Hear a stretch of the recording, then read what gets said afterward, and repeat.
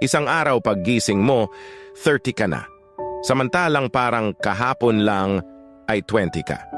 At hindi mo masabi paano dumaan ang isang dekada ng ganun-ganun lang. Ang tanging masasabi mo ay parang kailan lang. Pakiramdam mo wala naman nagbago, pero patuloy kang naninibago sa kalagayan mo. Unti-unti mong naiisip ang mga pangaral ng mga magulang mong tugma sa kinaroroonan mo ngayon.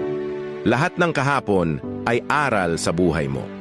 At ang bawat umaga ay panibagong pag-asa.